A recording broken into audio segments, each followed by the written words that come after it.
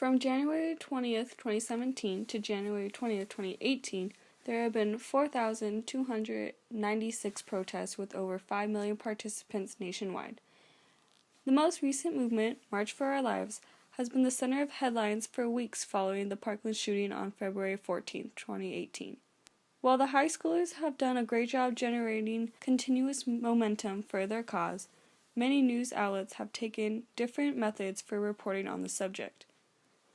I talked to Sociology Department Chair Martha Elliott about the trends of social movements.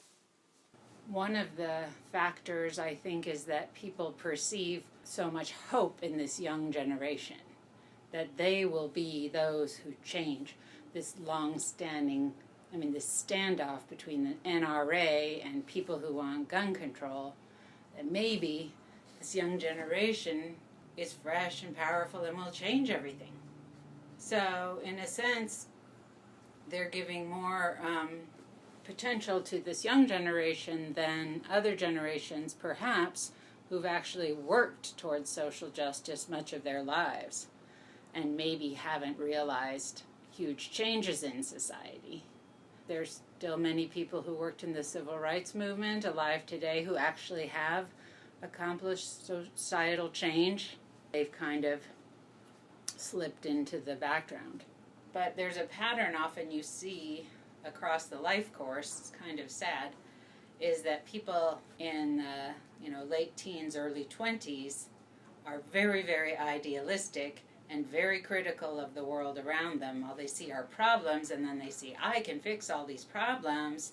And this is a lot of social movements have consisted of the younger generation, and then it's kind of a stereotype, but somewhat true, that as you age, you just kind of, you get into your career, you have your family, and you become maybe less idealistic and more cynical.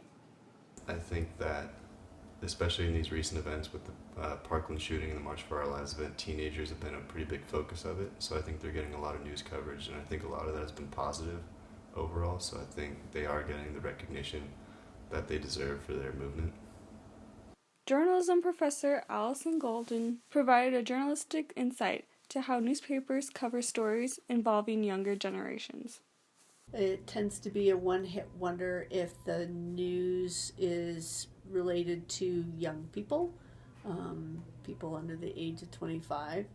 Certainly teenagers may not get a lot of attention unless they're in the news for doing something either extraordinary or something horrible happens to them. I think the coverage, you see a difference in covering the Parkland students versus the Black Lives Movement students. I certainly believe there's racism, whether it's intentional or not, that's a part of that. I also think that the Parkland students have access between their theater backgrounds and their community to knowing how to do more of the things that garner news attention. But they are the digital generation, and so they are doing things that are extraordinary in that they are consistent. They have mobilized, they are continuing to do the work. So that's why the media is covering them. Not to say that Black Lives has not done it as well, but it's unusual to continue to carry the momentum, and so they should be. And so from a news perspective, they're looking at the news itself, or looking at what's the conflict, what's the controversy, what is kind of atypical. You don't see a lot of other students who have carried on the charge, like the Columbine students. Eventually they stopped. So the fact that they continue to be organized and continue to write about it makes the news. With social media and the savviness of the digital generation in particular, they are making boycotts far more effective. The Parkland students have done a great job in constantly promoting their cause. It will be interesting to see how long the momentum lasts.